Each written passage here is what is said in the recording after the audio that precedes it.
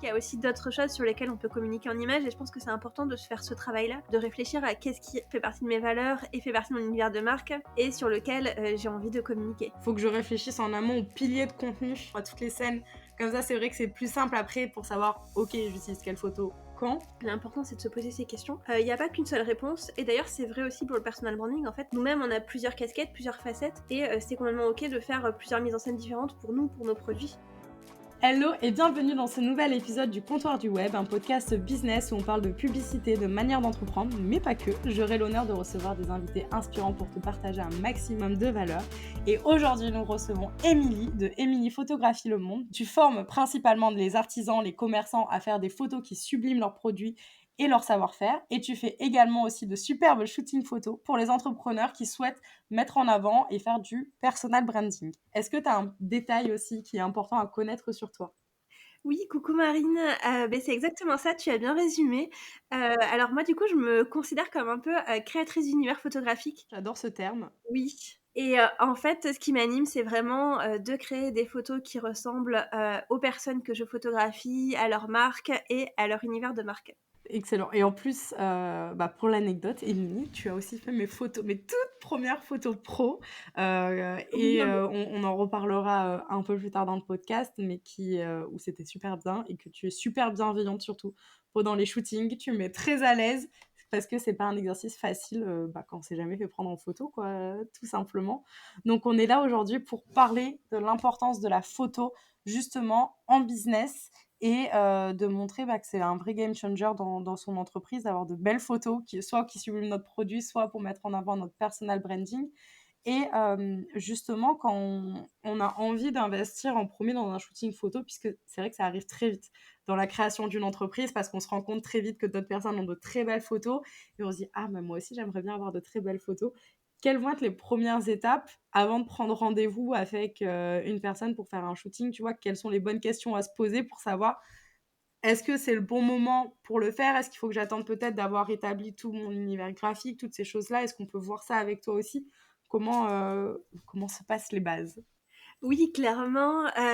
Moi, c'est vrai que c'est un truc que je recommande pas forcément de faire un shooting comme ça dans les premiers mois de ton activité. Ça dépend évidemment de l'état d'avancement, mais en général, quand on se lance et qu'on est pas tout à fait au clair sur son univers de marque, sur sa charte graphique, sur vraiment ce qu'on va apporter, son pourquoi, sa vision, je pense qu'à ce stade-là, c'est un peu prématuré de faire des photos, puisque après, évidemment, faire de belles photos, c'est hyper important, notamment sur les réseaux et tout ça, et sur le web, où maintenant on voit plus que ça, mais des photos qui ne racontent rien et qui dégagent pas ce qu'on veut dégager, ça sert à rien. Donc à ce moment-là, moi, je trouve que c'est pas tout à fait le bon moment d'investir. Donc moi, je conseille d'abord, avant de contacter un photographe, c'est déjà de faire un point sur soi-même, sur ce qu'on veut apporter, ce qu'on veut dégager aussi, parce que au-delà de juste communiquer sur ses offres et puis sur son activité, parce qu'évidemment, en fait, quand on travaille dans le web, en fait, on va tous faire la classique photo avec son ordinateur et tout, et c'est hyper important. Enfin, je veux dire, on l'a fait toutes et il n'y a pas de souci, mais c'est juste qu'il y a aussi d'autres choses sur lesquelles on peut communiquer en images, et je pense que c'est important de se faire ce travail-là, de réfléchir à qu'est-ce qui reste dans le cadre perso et sur lequel on communique pas, ou qu'est-ce qu'au contraire fait partie de mes valeurs et fait partie de mon univers de marque et sur lequel j'ai envie de communiquer. Ça peut être par exemple, j'ai travaillé justement avec plusieurs clientes qui sont passionnées par l'océan, et on a eu la chance du coup, puisque j'habite pas très loin de l'océan, de pouvoir faire une partie des photos à la mer, et clairement ça fait partie intégrante de leur univers, et on a fait des photos qui étaient vraiment à leur image, et ça c'est chouette, quoi. Ouais, ça, c'est vrai que c'est important du coup de se dire, surtout que on en parlait juste avant de commencer l'enregistrement. L'avantage aussi des photos pro, c'est qu'on va quand même les garder un petit moment.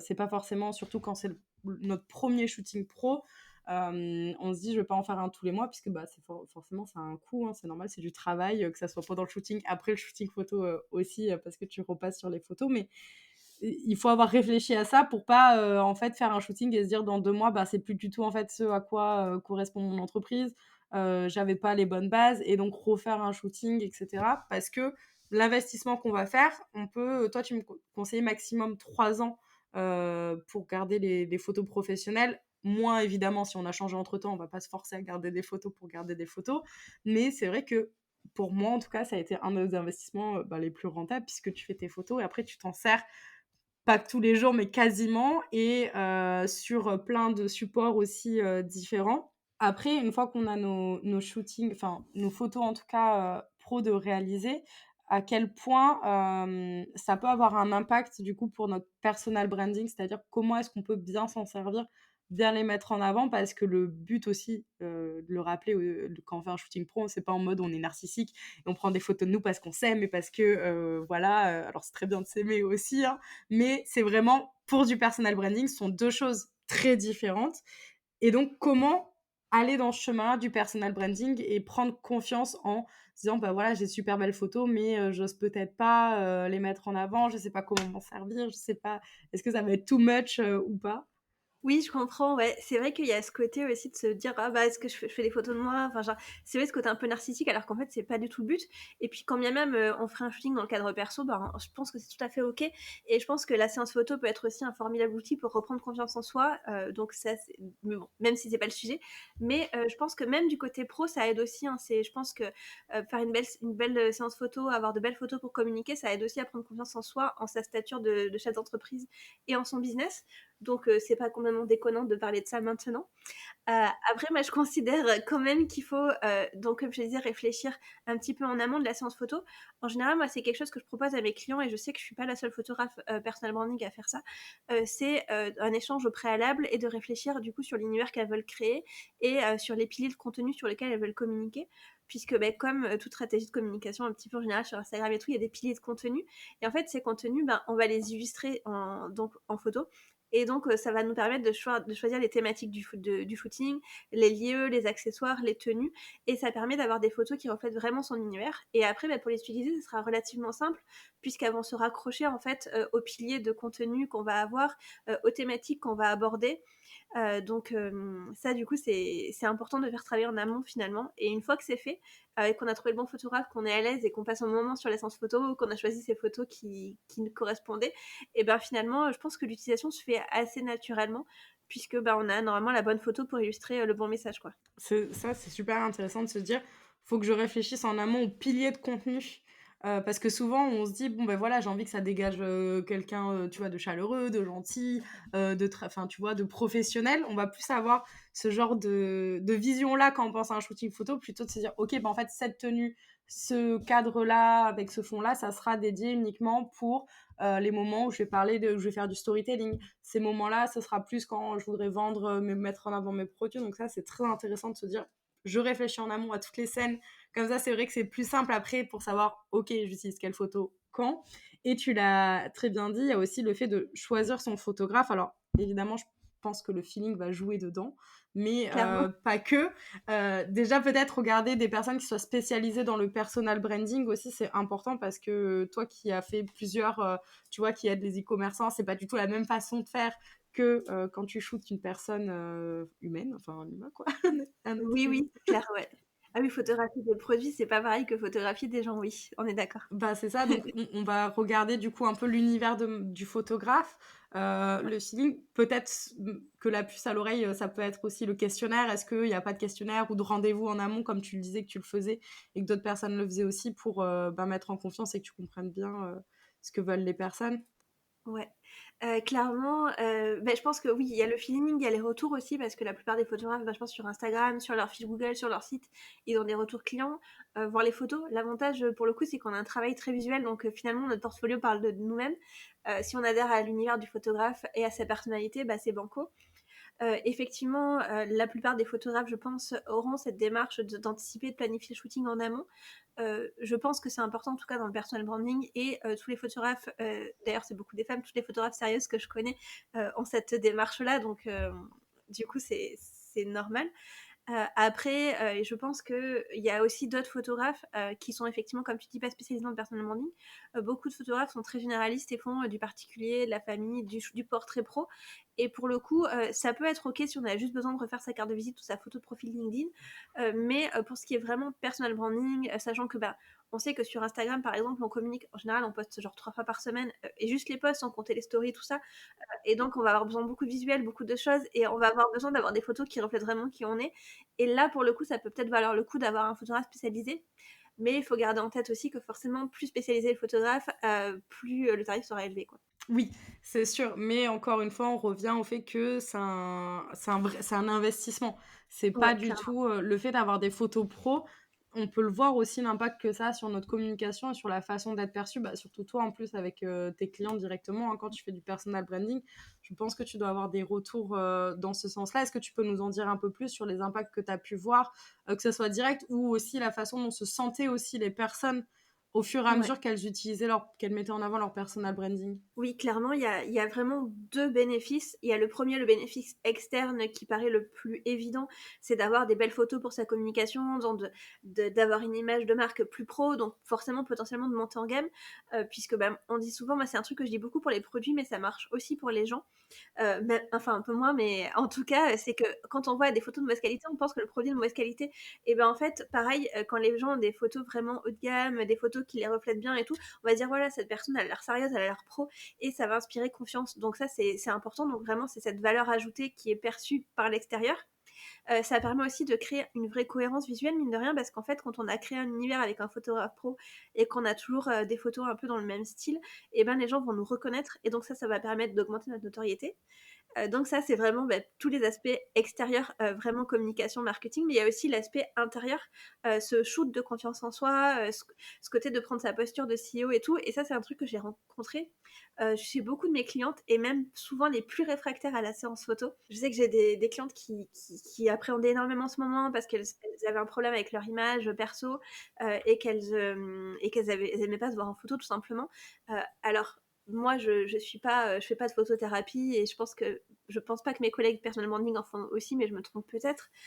Mais même si je suis pas formée là-dessus, bah, je trouve que mine de rien, mettre en valeur la personne, réfléchir au cadrage qui vont la mettre en valeur, tout ça, et puis avoir des photos bah, pro finalement dans lesquelles elle va se sentir belle et tout ça, et même et professionnelle aussi, parce que il y a vraiment le côté physique et le côté pro, et je sais que des fois on s'aime pas physiquement et c'est pas facile, mais en fait les gens sur Instagram, même s'il y en a qui le font, ils sont pas là pour juger notre physique, mais nos compétences pro, et les photos elles doivent dégager vraiment ça et notre personnalité et tout ça.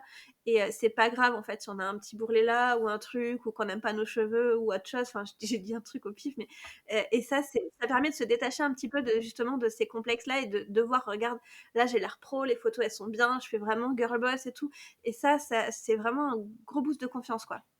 Et voilà, qui va même souvent même jusqu'au développement du chiffre d'affaires et tout ça, puisque bah, forcément on a l'air plus pro, on fait plus confiance et on vend plus. Exactement, c'est un effet un peu, boule de neige et c'est vrai et puis en plus, au-delà de ça, bah, il y a ce qui fait du bien, pour en rester dans le boost de confiance en soi, c'est qu'on a souvent aussi des bons retours. Ouais, Quand on passe surtout quand c'est notre premier shooting et que les gens ont pas l'habitude, du coup, d'avoir vu des photos pro nous ou simplement d'avoir vu des photos de nous, bah, oui. on a des super bons retours et c'est génial comme exercice et ça va nous permettre vraiment de tout illustrer et d'avoir, comme tu disais, cette cohérence-là de toujours le même style d'ambiance, puisqu'il y a aussi la location du lieu. Tu vois, toi, tu avais loué tout un espace dans un coworking pour notre shooting, donc il y a toute cette cohérence-là et qu'on va retrouver après sur nos différentes plateformes sur lesquelles on est présente. Donc c'est vrai que c'est hyper important et pareil, du coup, j'imagine que c'est pendant le rendez-vous, enfin, c'est pendant le rendez-vous du coup avec tes clientes aussi que vous allez pouvoir définir le lieu, l'ambiance que les personnes ont envie d'avoir, toutes ces modalités-là, quoi. Oui, clairement, oui, ça fait partie, de la prestation que je fournis de manière globale. Et est-ce que il y a des erreurs aussi que tu vois souvent que les gens font avec des photos professionnelles? Alors on va pas parler ça pourrait rentrer dans le sujet, mais je te demande même pas, est-ce que tu vois des personnes qui utilisent des filtres sur tes photos? Tu vois? Ça, c'est Ah encore oui, ça oui. ça, c'est encore autre chose. Je sais que c'est un peu la bête noire de tout photographe et ce qui est normal, hein, les personnes qui mettent un filtre Insta sur des photos pro déjà retouchées et tout. Mais est-ce que du coup, tu vois des erreurs qui sont très souvent faites avec l'utilisation des photos professionnelles? Alors un peu moins, non. Souvent les erreurs que je vois, c'est plutôt justement des personnes qui ont pas de photo pro et donc bah, forcément ça se ressent un peu sur la qualité. Mais sinon, en fait, il y a 2 trucs que j'ai identifiés particulièrement. Le premier, c'est des fois, c'est des recadrages un peu sauvages au-delà du filtre. Des fois, je me dis: «Mais je l'avais cadrée comme ça cette photo parce qu'il y avait une raison, donc là je sais plus pourquoi tu as fait ça». Après, je peux comprendre aussi, ou même des détourages aussi, parce que c'est vrai que Canva, c'est pratique pour détourer, tout ça, pour les visuels. Et des fois, bon, ça fonctionne, mais des fois, ça fonctionne pas, puisque moi, je sais que je fais beaucoup de photos un peu lifestyle et tout ça. en situation et du coup, c'est des photos qui sont pas forcément faites pour être détourées. Donc ça, des fois, ça pique un peu les yeux. Mais après, même quand c'est bien fait, en général, ça passe bien et moi, c'est un truc qui est complètement OK. J'ai des clientes, des fois, pour lesquelles elles me disent: «Voilà, j'ai besoin d'avoir, un certain nombre de photos parce que je vais les détourer pour telle ou telle utilisation, il faut que je fasse telle ou telle pose. Des fois, pourquoi pas montrer du doigt ou comme ça?» et on fait des photos, mais dans ce cas-là, c'est bien de me le Exprès. dire avant. Voilà, Ouais. comme ça, on peut prévoir un fond facile à détourer, quoi. OK, ouais, donc Et ça, c'est éviter aussi à aussi qu'il prévoir. manque un bout du corps. Par exemple, si la personne est adossée au mur, si tu détournes, ça fait hyper bizarre. Ouais, c'est vrai que c'est exactement ça parce que souvent je le vois, bah, tu vois, en publicité quand je demande, je fais un petit fichier aux personnes et je leur dis: «Bah, voilà, là, vous pouvez m'importer toutes les photos pro, que vous avez ou du moins les photos que je peux me servir». Et c'est vrai que souvent, comme tu dis, c'est des mises en situation où alors la photo elle est nickel, mais le bras il est coupé ou il manque juste le haut du crâne, ce qui fait que quand tu détours, bah, déjà ça limite la façon dont tu peux détourer, tu peux positionner la photo, donc c'est vrai qu'il faut penser à faire des photos exprès pour être détourées ou pour être utilisées sur des visuels seuls, avec un fond et toute une publi qu'on va faire derrière.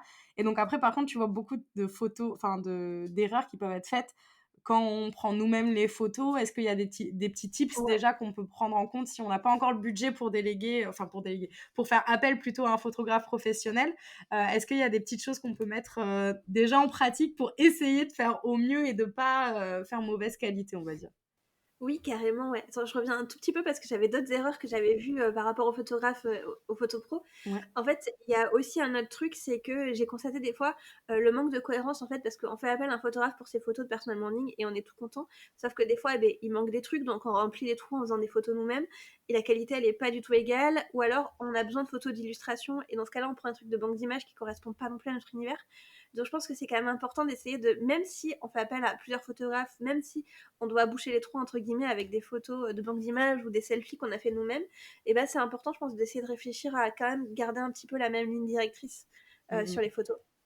Ouais, bien sûr. Oui, oui, bah, ça, c'est, le plus important parce que sinon, c'est vrai que si tu passes d'un univers, super girly, on va dire où tout est rose, à après un autre photographe, si tu as pas changé les lignes édito où, c'est super sombre, il y a pas trop de luminosité, ça risque peut-être de faire bizarre et du coup, pour revenir à ça, est-ce que oui, tu aurais des petits tips qu'on peut, mettre en place, ouais, si on n'a pas de budget? Oui, complètement. Alors moi, ce que je conseille, c'est pourquoi pas dans la mesure du possible, si on a une copine entrepreneur qui est dans le même secteur que nous, c'est de se photographier mutuellement. Parce que c'est quand même plus simple de photographier quelqu'un et d'être pris en photo avec une copine, même si au début il y a un peu de gênance. Au final, il y a aussi énormément, c'est très très gênant aussi de se prendre en photo soi-même avec son trépied. Et en plus de ça, c'est techniquement galère.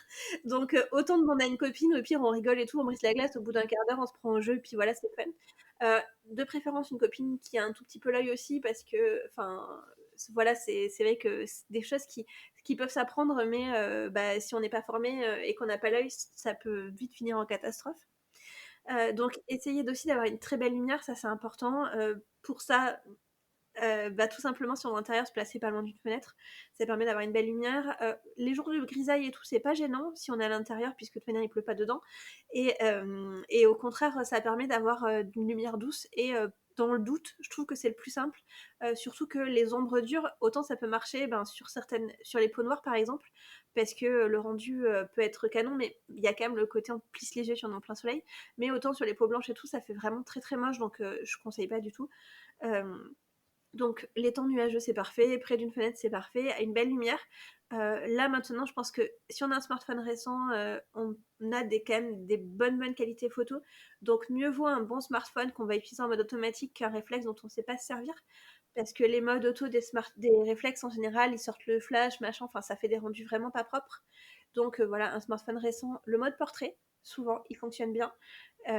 Et puis après, essayer de composer un petit peu, de réfléchir à ses compositions, de pas couper à des endroits un peu bizarres comme couper en plein milieu du poignet ou couper, voilà, enfin couper la personne si on fait vraiment un portrait rapproché, couper en plein milieu du cou. Enfin, il y a des trucs voilà, qui choquent, genre couper aux articulations, tout ça, enfin des trucs qu'on devrait pas faire.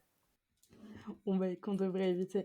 Donc effectivement, c'est regarder la bonne lumière, regarder aussi qu'on bon, qu'on soit bien et essayer de s'apprêter quand même un minimum pour faire un shooting pro, évidemment Et comme tu dis, faire appel à une copine, ça c'est trop bien et profiter de peut-être quand on est en coworking, co-living, qu'on fait des événements, voilà, parce que des fois on est un peu perdu dans notre coin, quelque part en France ou ailleurs, et on a personne à côté, bah, profiter d'événements comme ça pour se dire: «OK, ben viens, on se prend 1 heure ou 2 pour, prendre des photos professionnelles», et comme tu le dis, en plus tu as fait une vidéo là-dessus où c'est le Google Pixel, si je dis pas Oui, de bêtises, où tu as fait ton retour dessus justement au niveau des photos, et c'est super intéressant de voir que maintenant, quand même, on a des bons téléphones et on peut déjà s'en servir pour faire de bonnes photos avant de passer à l'étape encore au-dessus qui est de faire appel à une personne professionnelle dont c'est le métier, hein, oui, clairement, pour ouais, faire des ouais. photos là-dessus.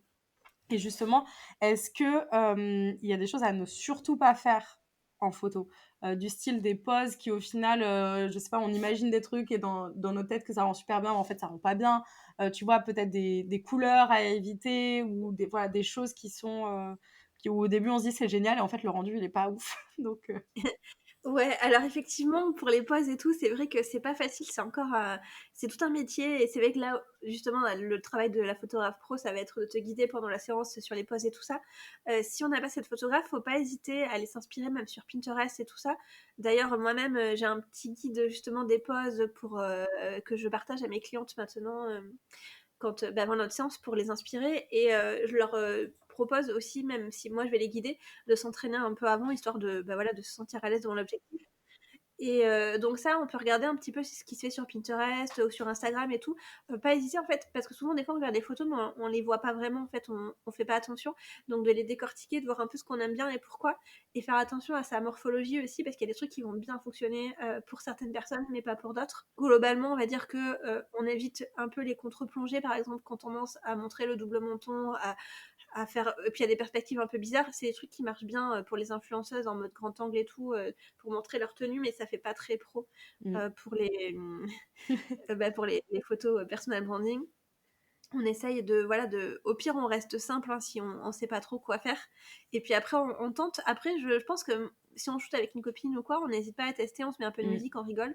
Franchement, sur un malentendu, on peut faire des trucs hyper sympas. Et puis après, si on n'assume pas, et ben on poste pas, c'est vraiment pas grave, quoi. Oui, voilà. C'est ça. Par contre, vraiment faire attention à la qualité et tout, même si les smartphones font des belles photos, on fait quand même attention à faire la mise au point sur l'œil de la personne, parce que, bah, sinon, bah, ça fait pas très qualitatif une photo qui est mal, enfin la mise au point est mal faite, que le visage peut être potentiellement flou ou quoi, ça fait pas très pro. Faire attention donc à la lumière, à la retouche aussi. Mmh. Ça, c'est un truc qui je trouve que, en fait, j'ai l'impression que, enfin, chez les débutants, on va dire, en photo, je vois un peu l'un ou l'autre. En fait, c'est soit on touche pas du tout à la retouche et on veut pas du tout y toucher, soit on a tendance à avoir la main un Trop. peu lourde sur les curseurs. Donc voilà, je conseille qu'un petit peu de retouche, c'est important. Après, on est sur du personal branding, donc évidemment, on se lisse pas le visage avec les applications type, je sais même pas comment elles s'appellent, mais les trucs qui lisent la Ouais, qui tronche. doivent, ouais, les retouches, on évite. On n'est pas Voilà. dans un magazine, beauté, devoir être retouché à 100 à de partout, quoi. Voilà, ouais, c'est ça. C'est pas le C'est aussi but. ça le personal branding, c'est faut s'accepter un petit peu. On n'est pas dans le magazine et tout, donc voilà. Si on a un petit bouton ce jour-là, évidemment, on l'enlève, il n'y a pas de souci. Mais après, enfin, voilà, l'idée c'est de rester naturel, d'essayer de garder des couleurs relativement on va dire, en accord avec notre univers de marque. Autant moi, c'est un truc pour les photos produits, je conseille de rester justement sur des couleurs fidèles à la réalité. Autant là, quand on est dans du personal branding, on peut se permettre un petit peu de, enfin, pas non plus de faire des photos avec des rendus complètement bizarres, mais on peut se permettre, voilà, de partir un petit peu sur des tons chauds si notre univers de marque est chaud. Au contraire, des tons un peu plus froids si ben on a un univers enfin plus zen, plus froid, tout ça dans le ton de bleu.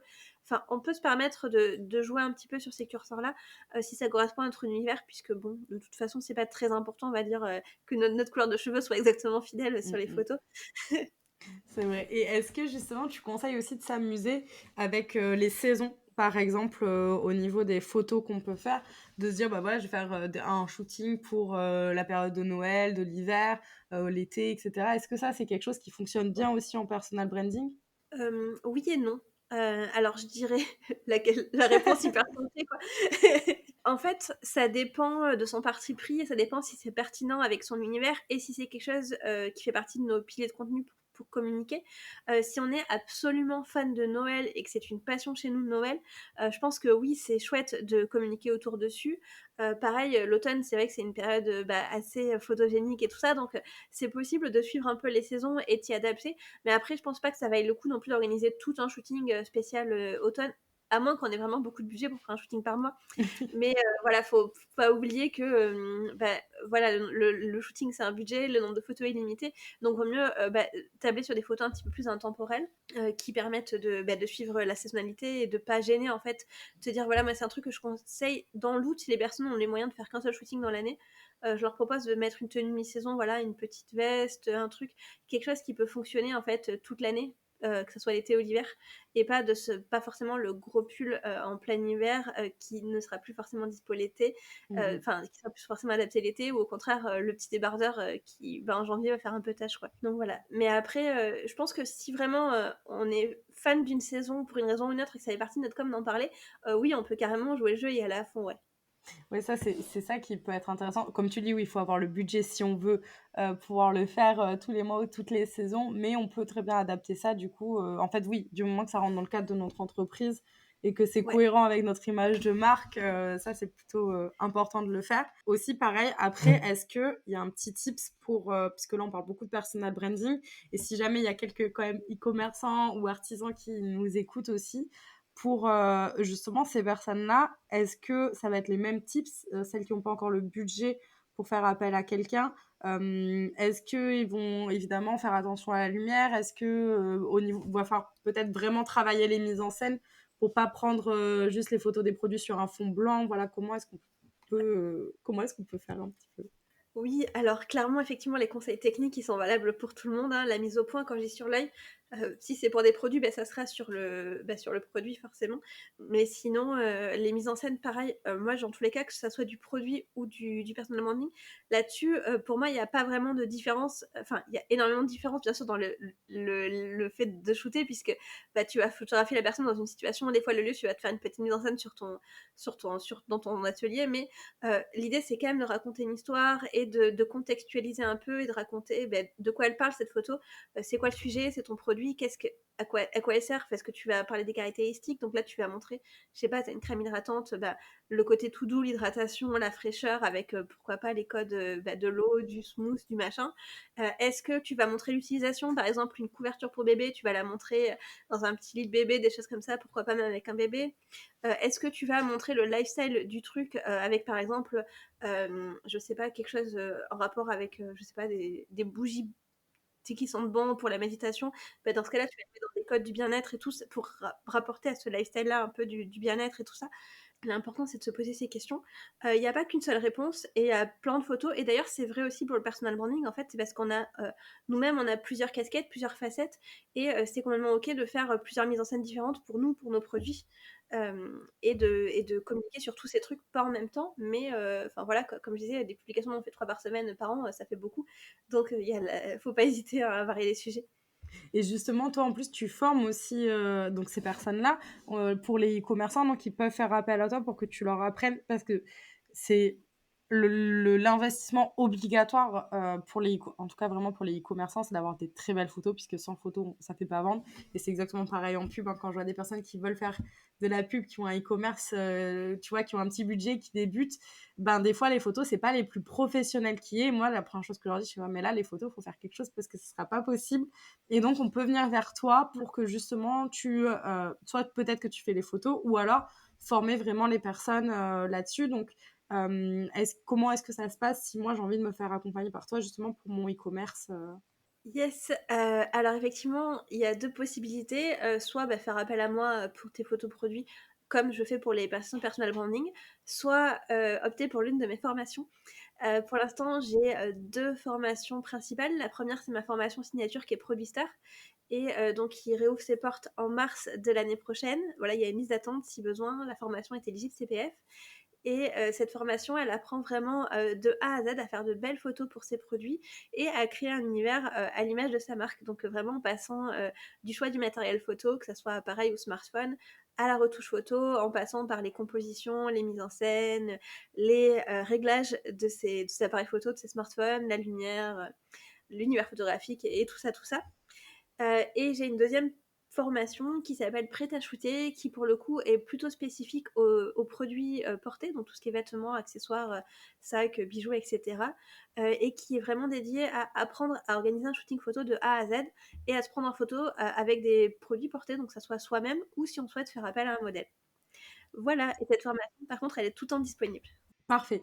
Donc, bah, franchement, vraiment, hésitez pas parce que c'est ça qui va faire en sorte que votre boutique, fonctionne, que vous vendez votre produit très clairement et c'est, hyper important. Enfin, ça, c'est l'investissement, en fait, qu'il faut compter quand vous faites votre boutique en ligne. Au-delà de compter, vos produits, au-delà de compter, combien va vous coûter votre abonnement Shopify, c'est aussi l'investissement dans les photos, que ce soit le matériel pour la mise en scène, comme tu le disais, ou Ouais. pour se former, ou pour déléguer carrément ce shooting-là à des personnes, enfin, à des photographes compétents.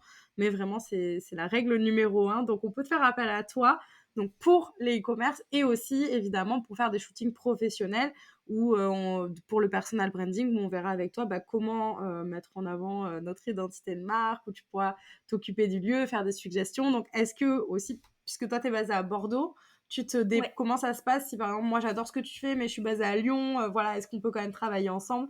Comment tout ça fonctionne? Oui, complètement. Déjà, si tu es à Bordeaux, il y a pas de souci. Dans tous les cas, on s'organise, assez facilement. Si tu souhaites te déplacer à Bordeaux, c'est aussi possible et sinon, moi, de mon côté, je me déplace, dans toute la France, voire dans le monde entier si besoin. J'adore voyager. Je pose ça là, on sait jamais. Donc soit en fonction du budget, dans ce cas-là, on peut se retrouver dans un lieu intermédiaire. Je sais que suivant où sont mes clientes, si c'est vraiment trop compliqué de traverser toute la France en une journée, et que l'hébergement est un peu cher ou quoi, on peut faire ça à Paris, qui est à mi-chemin et on coupe la poire en deux. Soit je me retrouve carrément, je vais chez les gens tout simplement, enfin dans leur ville et tout ça, et c'est quelque chose qui est complètement envisageable. Donc voilà, il n'y a pas de frontières. Il n'y a pas de frontières, on peut faire appel à toi, peu importe où on se trouve. Évidemment, ça inclure dans le budget, hein, tu ne te déplaces pas gratuitement à l'autre bout du monde quand même.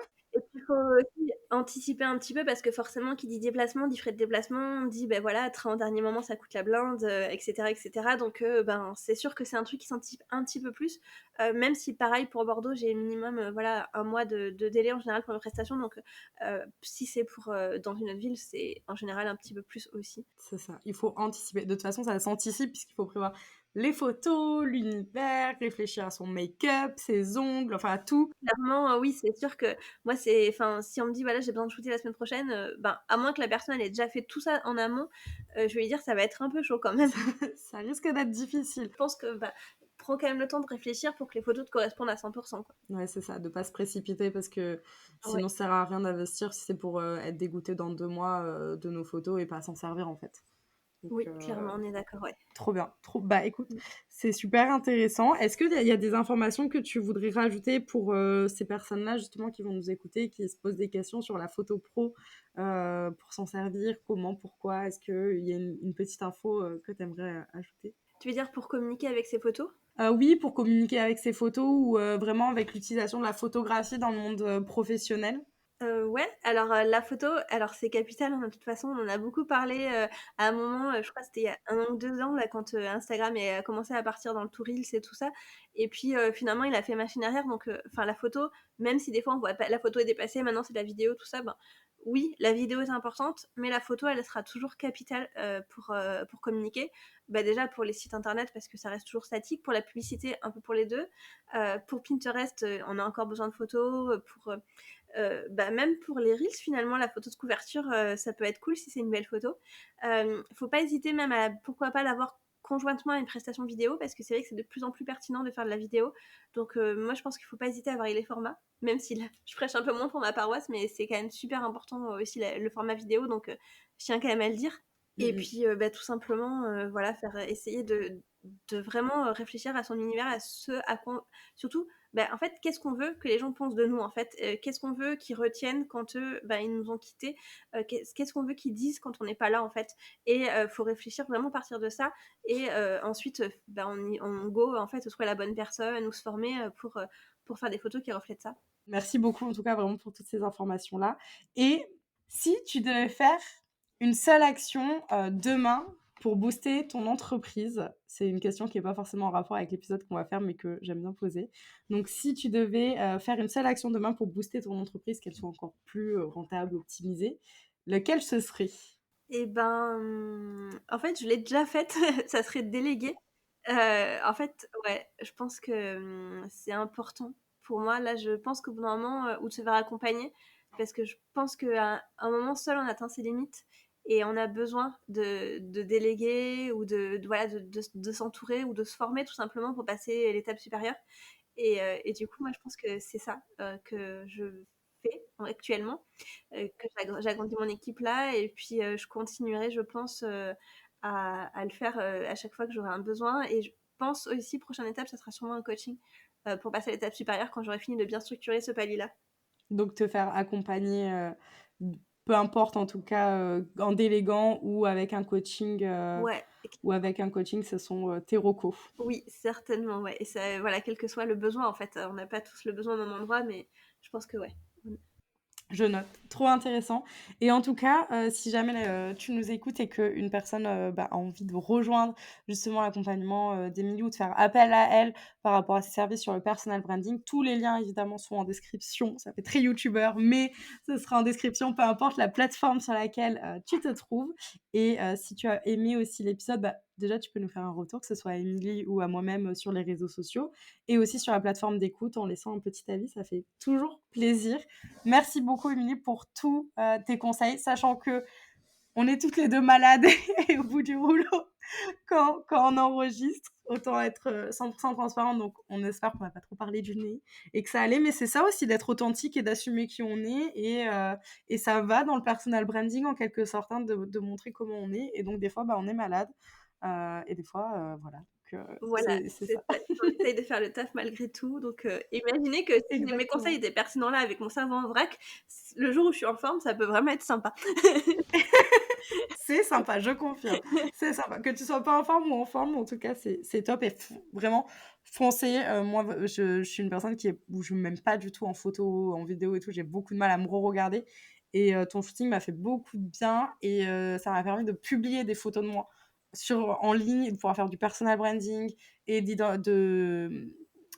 comment dire, d'imager en fait mes posts aussi sur le storytelling. Et vraiment, c'est un super outil. Donc, foncez, n'hésitez pas. Et Émilie est top pour ça, parce qu'elle vous met en confiance directe pour le coup là-dessus, puisqu'elle prend des positions aussi farfelues pour prendre de super photos. Donc voilà, on est décontractés quand on fait un shooting avec elle, et c'est top. Et merci encore une fois pour toute la valeur que tu nous as apportée. Eh bien, merci beaucoup, Marine. Merci pour tes gentils mots et merci pour ton invitation. C'était vraiment chouette de partager ce moment avec toi. Merci beaucoup.